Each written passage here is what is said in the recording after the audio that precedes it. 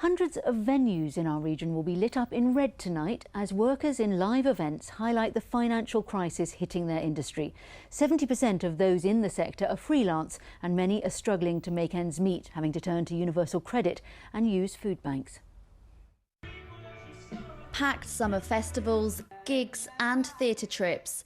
Hundreds of live events in our region now a distant memory in the midst of a global pandemic. Synergy Audio in Woodbridge supplies sound equipment for events across the UK. But with every single booking this summer cancelled, the financial impact has been catastrophic. The business, which was going very well at the beginning of the year, ground to a complete stop in March this year, and we've experienced over 83% downturn in turnover since March. And as of today, very little sign of recovery in that market. The government have provided £1.57 billion of relief for the arts, but for thousands of freelancers and many nearing the end of furlough, the support just isn't enough. I work for companies in London, all over Suffolk, I go all over the country, and there's zilch, there's absolutely nothing. So I'm trying to raise a small young family, and it's obviously pretty hard. I'm on universal credit at the moment. I've been applying for food banks and that kind of thing, and I've had some support, but apart from that, I mean, yeah, it's pretty bleak, to be honest. Due to the ongoing uncertainty, next year's Suffolk show was today postponed until 2022. But organisers of other local events, such as Folk East, hope their festival can still take place thanks to crowdfunding. I think most of us have been overwhelmed and completely humbled by the generosity of people, just ordinary people who want to see this industry survive and have donated out of their own pocket to do so. Tonight, event professionals worldwide are joining forces to highlight the financial ruin the sector faces. Venues like Glenham Hall in Suffolk will be lit up to reflect what they're calling the red alert crisis. From an industry now on its knees, the message is clear.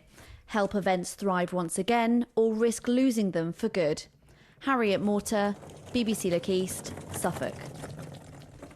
Well, this afternoon I spoke to Justin Hawkins, the lead singer of famous Lowestoft band The Darkness. I asked him about the effects of the pandemic on the music industry and bands like his. I think for musicians, the idea is that with the industry being the way it is, you make an album and that promotes the tour, and the tour is the thing that is your main sort of business. And we can't go on the road, so now what? For you personally and the band, what effect has it had?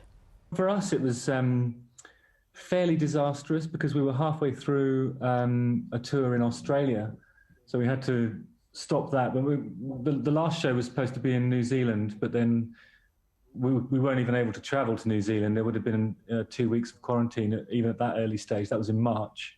So obviously, financially, that's devastating, isn't it? But it also has an impact on your whole team, because behind you there are lots of other people, roadies and all that rely on this for their work.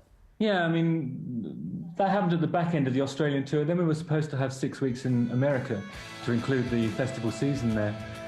And all of our road crew were relying on that work. You know, they're away from home for that whole period of time, and that's the main sort of body of work for this year, really. We do have a sort of close-knit team, and it's difficult to help them, really, because we have no income ourselves, you know.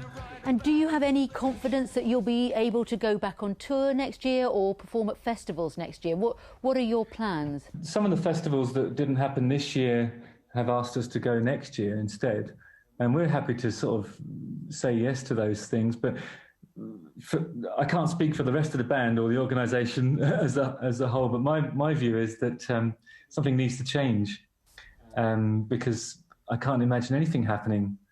I mean, we certainly won't be going on tour in the early part of next year. I mean, we're actually making an album now, so that's, you know, the other part of our business obviously is creating the album. But so we might as well just write songs and hope that the situation improves. And when you say something needs to change, what would you like to see change? It just seems to be a little bit, what's the word? Chaotic at the moment. Nobody seems to know what's going on or what will happen. And we might have a hope of playing like open air festivals where there's genuine social distancing occurring. But I always worry about the toilet facilities. There's so many things to consider that would be completely different, you know? Justin, it's great to talk to you, and really good luck with the album in the meantime before you can go back on tour. Thanks a lot. I'm really glad that we ended on a toilet note. Well, he's right. Loos are very important, aren't they? Let's go the way